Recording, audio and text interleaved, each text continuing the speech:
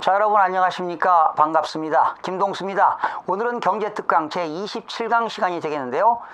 이 시간에는 모자보건법에 대해서 개정된 내용을 여러분들에게 소개하도록 하겠습니다. 여러분, 이 모자보건법은 이번에 국회에서 통과된 법률인데요. 모자보건법은 부서가 보건복지부 출산정책과에서 담당합니다.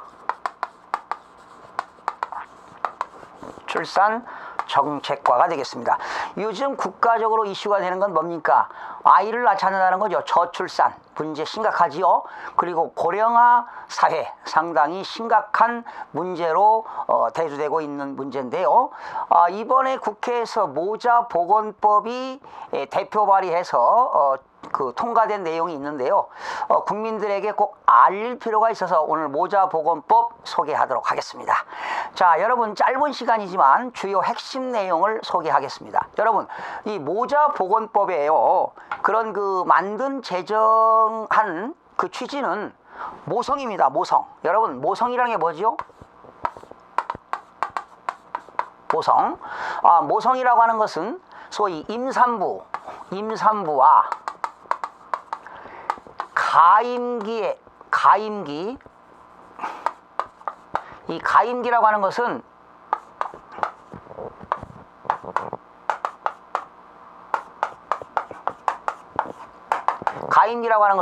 임신이 가능한 상태가 가임기가 되겠죠. 이런 모성과 그리고 영유아입니다. 영유아. 이 영유아라고 하는 것은 출생 후 6년 미만인 아이들을 영유아라고 하겠지요. 그리고 이제 신생아라는 게 있어요. 신생아라고 하는 것은 출생 후 28일 이내에 된 아이들을 신생아라고 하고요. 태어난 지 6년 미만 된 것을 아이들을 영유아라고 하는데, 그래서 이 모자보건법은 모성과 그리고 이런 영유아의 생명과 그리고 건강을 보호하고 건전한 자녀들의 출산과 그리고 자녀들의 양육을 도모할 목적으로 국민 보건 발전에 이바지하도록 만든 것이 바로 모자보건법이 되겠습니다. 그런데 대부분 모든 법의 1조는 그 법을 제정한 목적이고요. 대부분 2조는 그 용어의 정의가 되겠는데, 이번에 그 모자보건법을 대표 발의한 게 정부가 2건을 대표 발의했고요. 그리고 국회의원들 중에서 7건의 대표 발의를 했는데, 그 중에서 제가 정부와 대표 발의한 것 중에서 2건을 제가 뽑아가지고 여러분들께 소개하고자 합니다. 이번에 특히 모자보건법 용어의 정의를 대표 발의한 국회의원이 있습니다. 이분은 남인순 의원인데요. 무슨 남인순 의원을 피하라고 하는 건 아니고요. 이분이 정말 훌륭한 일을 했습니다. 이 모자보건법을 대표 발의하는데 많은 공로가 있기 때문에 이 남인순 의원은 새정치민주연합 비례대표제 국회의원인데요.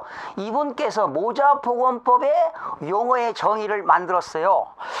용어의 정의를 보니까 이분이 만든 게 난임이라는 게 있어요. 난임. 여러분, 난임이라는 거 들어보셨나요? 난임? 난임이라고 하는 건 뭡니까? 난임이라고 하는 것은 임신이 잘 안 되는 거죠. 난임이라고 하는 것은 부부가 피임을 하지 않는 상태에서 정상적으로 성생활을 하고 있음에도 불구하고 임신이 되지 않는 상태를 우리는 난임이라고 하는 거지요. 난임. 이런 난임이라는 정의를 명확하게 내렸고요. 그리고 보조생식술.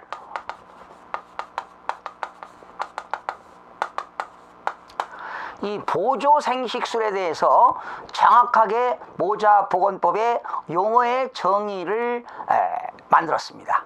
바로 보조생식술이라고 하는 것은요, 임신을 목적으로 말이죠, 자연적인 생식 과정에서 어떤 인위적으로 개입하는 의료 행위를 말하는 건데요.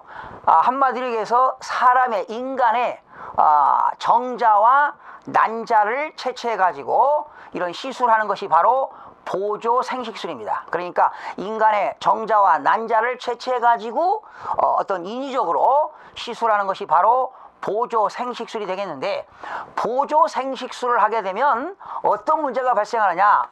다태아가 출생한다는 거죠. 다태아.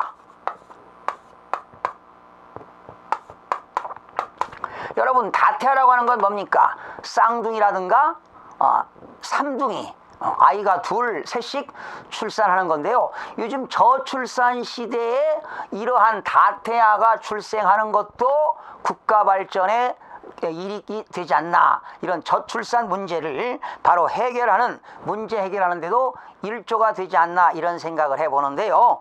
이렇게 해서 이 남인순 의원이 이러한 용어의 정의와 난임과 보조 생식술의 이런 용어 정의를 만들었고요. 또 다태아, 보조 생식술을 하게 되면 이러한 쌍둥이라든가 삼둥이들이 태어나는 다태아들이 출산한다는 거지요. 그래서 법 10조 4를 모자보건법 제10조의 4를 다태아 임산부에 대한 지원입니다. 다태아 임산부 등의 지원, 이러한 법들이 새롭게 신설됐는데요. 한번 보실까요? 국가와 지방자치단체는 다태아 임산부의 건강하고 안전한 임신과 출산 및 다태아로 태어난 영유아의 건강을 유지 증진하기 위하여 필요한 지원을 할 수 있다. 결과적으로 국가 또는 지방자치단체가 이런 다태아들을 적극적으로 지원해야 된다는 법률이 추가로 신설됐고요. 그리고 난임 극복입니다. 난임 극복 지원 사업이 신설됐습니다. 바로 여러분, 난임이라고 하는 것은 바로 방금 말씀드린 대로 부부가 피임을 하지 않는 상태에서 부부간의 정상적인 성생활을 하고 있음에도 불구하고 1년이 지나도 임신이 안 되는 사람들이 난임이라고 하는데, 이런 난임, 여러분 애를 낳고 싶어도 애를 못 낳으면 얼마나 힘듭니까? 그래서 난임 극복 지원 사업이 신설됐습니다. 그래서 난임 치료를 하는데 국가가 시술을 지원하고, 그리고 난임 관련 상담과 교육, 그리고 난임 예방 및 관련 정보를 제공하고, 이런 것들은 보건복지부 장관이 필요하다고 인정되는 그러한 사업들은 적극적으로 난임 극복 지원을 하도록 되어 있다는 내용들이 남인순 의원께서 이렇게 대표 발의했던 내용들이 모자보건법으로 국회에서 통과가 된 내용이고요. 또 하나 이런 것들이 신설됐습니다. 강동원 국회의원이요. 이 강동원 국회의원은 남원시 순창군 새정치정치연합 국회의원이네요. 이분이 2015년 8월 6일 날 대표 발의를 한 건데요.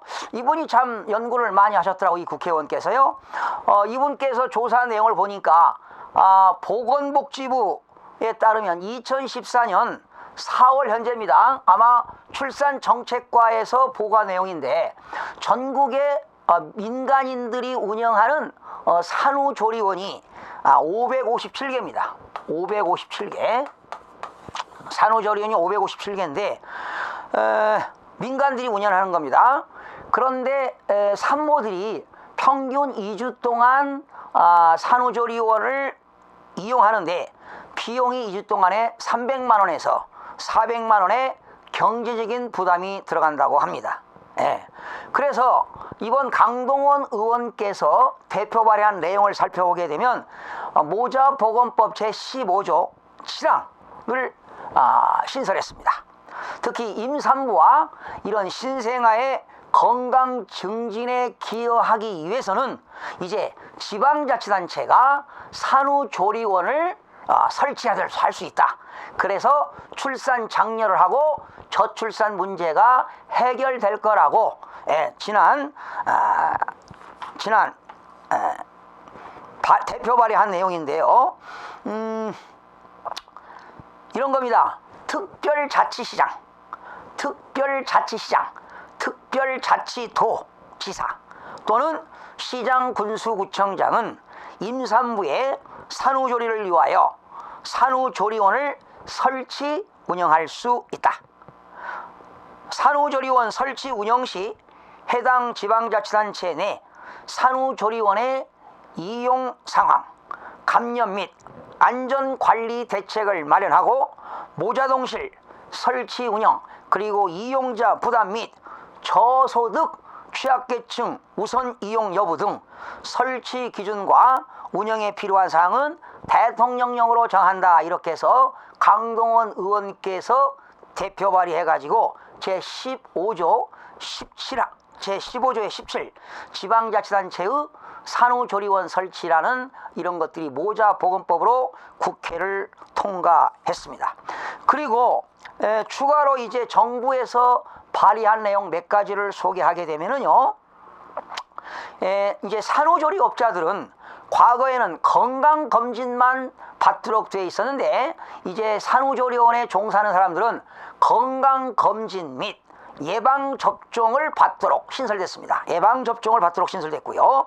또 한 가지, 이제 시장군수구청장이 산후조리원을 행정조사할 때 절차를 명확히 함으로써 산후조리업자의 권리를 보호하고 합리적인 조사가 이루어지도록 이렇게 추가로 개정됐고요. 특히 산후조리원 이용자들에게 권리를 보호하고 불공정 행위를 방지하기 위하여 산후조리업자가 서비스별로 이용요금을 게시하라. 그러니까 소비자들이 이용하는 이용요금을 게시하도록 되어 있는데 이번에 뭐가 추가되느냐? 중도금 해약 시 환불 기준입니다. 중도해약할 때 환불 기준을 공개할 것을 게시판에 게시하도록 되어 있습니다. 만약에 게시하지 않거나 게시가 거짓으로 게시했을 때는 200만 원 이하의 과태료를 부과하겠다. 이런 것들이 추가로 신설되었습니다. 네. 그리고 마지막으로 이제 방금 말씀드리신 강동원 국회의원께서 대표 발의한 지방자치단체의 산후조리원 설치 운영 근거를 마련하고 설치 기준과 운영에 관한 사항을 정하도록 했다는 것이 이러한 주요 쟁점들이 되겠습니다. 그래서 이러한 결과적으로 모자보건법은 저출산 문제 해결에 크게 이바지하고요. 그리고 모성과 그리고 영유아들이 어떻게 임산부와 신생아들이 건강 증진에 기여할 수 있도록 이렇게 법안들이 통과되었다는 거 여러분 상당히 의미가 있지 않겠습니까? 지금은 이런 저출산 고령화 시대에 이렇게 출산하는데도 국가가 적극적으로 지원할 수 있도록 모자보건법이 대폭 개정된 거에 대해서 저 국민의 한 사람으로서도 여러분 이분들에게 정부뿐만 아니라 이런 대표 발의한 국회의원들에게 정말 찬사를 보내고 그분들에게 많은 격려도 여러분 많은 격려와 그분들의 지원을 해주시길 특별히 부탁드리면서 오늘 모자보건법 강의를 마무리하도록 하겠습니다. 여러분 대단히 수고하셨습니다. 고맙습니다. 감사합니다.